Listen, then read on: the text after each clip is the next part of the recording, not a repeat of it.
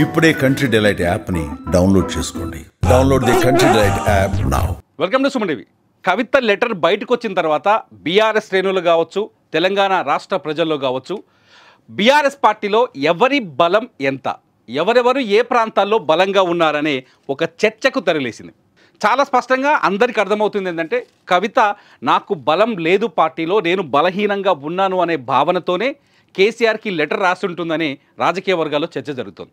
ఇదంతా పక్కన పెడితే, ఒకవేళ పార్టీలో శక్తి సామర్థ్యాలు ఎవరికి ఎత్తున్నాయి, పార్టీ క్యాడర్ ఎవరి వెనుక ఎక్కువగా ఉందని ఒక లెక్కను తీస్తే చాలా స్పష్టంగా ఆసక్తికరమైన రాజకీయ చర్చ జరుగుతుంది. ఇది వ్యక్తిగతం కాదు, ఆసక్తికరంగా రాజకీయంగా ఒక చర్చ జరుగుతుంది. మొట్టమొదట ఎవరు నెంబర్ 1 పొజిషన్లో ఉంటారు?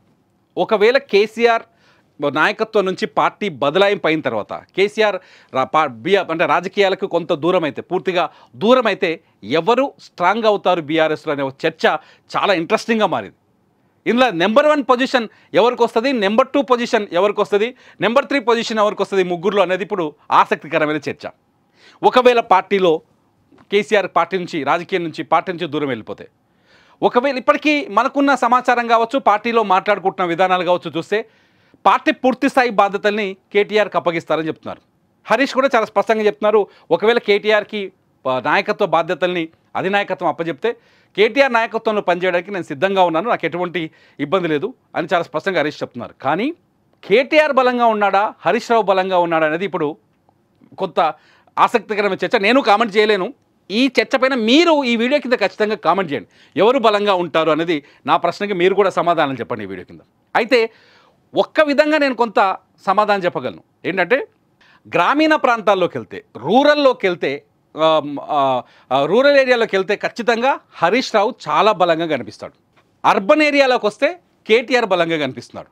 చాలా స్పష్టంగా మనం చూడవచ్చు. రూరల్లో హరీష్ రావుని పిలిస్తే పలికే నాయకుడు అంటారు. హరీష్ రావు ఒక మామూలు చిన్న కార్యకర్త పిలిచినా, చిన్న కార్యకర్త ఆహ్వానించినా ఆయన స్వయంగా తన డైరీలో తన టూర్, తన డేట్స్ లేకపోతే తన అపాయింట్మెంట్ రాసుకొని దాన్ని గుర్తు చేసి మరీ వాళ్ళ ఇంటికి వెళ్ళి వస్తాడు, అలా పలకరించి వస్తాడు. రాష్ట్రంలో ఎటువంటి సమస్య ఎదురైనా, గ్రామీణ ప్రాంతాల్లో కావచ్చు, రూరల్లో కావచ్చు, రైతుల విషయంలో కావచ్చు, లేకపోతే కార్యకర్తల విషయంలో కావచ్చు, లేకపోతే పార్టీ నాయకత్వాల్లో వచ్చిన విభేదాల విషయంలో కావచ్చు, హరీష్ రావు ట్రబుల్ షూటర్. రైతుల విషయంలో చాలా స్పష్టంగా ప్రభుత్వంతో చాలా గట్టి ఫైట్ చేస్తున్నాడు. కార్యకర్తల విషయంలో కూడా చాలా అందుబాటులో ఉంటాడు. ప్రతి కార్యకర్తకి చాలా గొప్ప రెస్పెక్ట్ ఇస్తాడు. ఇక మూడోది వచ్చేసి ట్రబుల్ షూటర్. ఏదైనా పార్టీ నాయకత్వాల మధ్య ఏదైనా గ్రామీణ స్థాయిలో, ఒక కింది స్థాయిలో తేడాలు వస్తే చాలా తెలివిగా సాల్వ్ చేస్తాడు.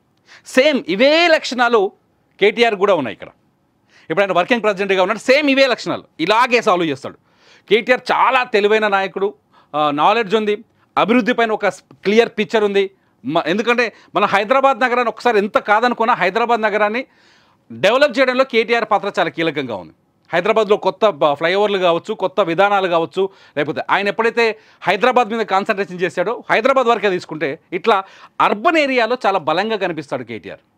అర్బన్ ఆయన అంటే చాకచక్యం, మాటల చాకచక్యం కావచ్చు, వాక్చాతుర్యం కావచ్చు. కాకపోతే రిలేషన్షిప్లో అర్బన్తో పోలిస్తే రూరల్లో చాలా తక్కువగా కనిపిస్తాడనేది ఒక రాజకీయ అంచనా. ఇకపోతే కవిత ఇప్పుడు కోరుకుంటుంది కూడా అదే. ఎందుకంటే రూరల్లో హరీష్ స్ట్రాంగ్గా ఉండడం, అర్బన్లో కేటీఆర్ స్ట్రాంగ్గా ఉండడంతో నేను ఎక్కడ స్ట్రాంగ్ ఉన్నాను పార్టీలో, నేను చాలా చోట్ల వీక్గా ఉన్నాను.